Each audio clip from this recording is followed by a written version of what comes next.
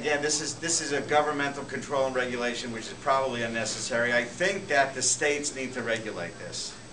You know, the Constitution says in the 10th Amendment, if it's not specifically indicated in the Constitution that the federal government has control, then the states control. So I think the states need to control their own licensing.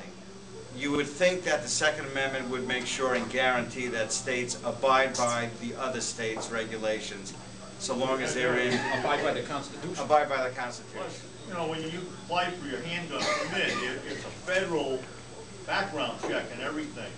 And I myself have a Utah permit. I think there's something like 30 states is reciprocal with that. And it, you know, if when you apply, you have a federal check. That should cover every state in the United States if you've got that handgun permit.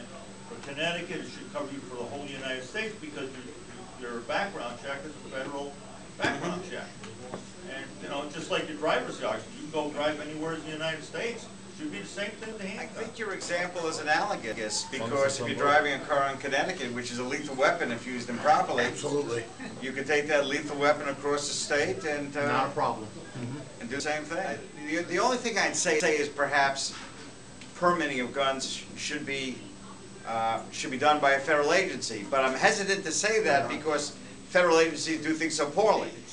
In general, is it fair to say that you're in favor of smaller federal government? Oh, absolutely. There we go. Protect our God-given rights. That's what it says in the Declaration of Independence. Why is it that our federal government today is our biggest threat to our freedoms? Well, you know, the federal government always seems to do, it has an idea in mind, has perhaps a good idea. It always turns out backwards. 180 degrees. If it abided by the Constitution that every politician swears to, it wouldn't.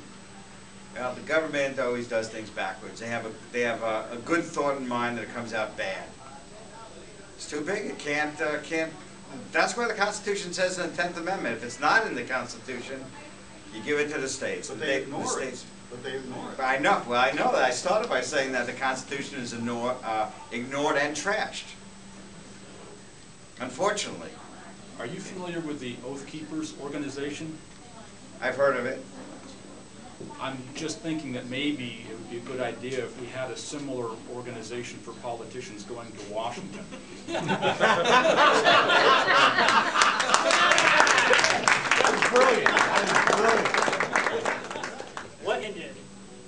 What is going on with the Occupy this and that in Wall Street scenario that we're now in this last week and a half or so, or 2 weeks now? Well, my feeling about it is that people can do what they want in terms of protesting.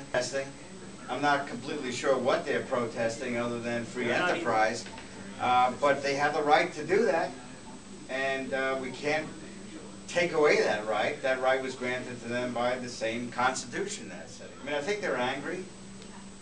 We're all angry. I'm angry. Everybody's angry. Aren't we all angry?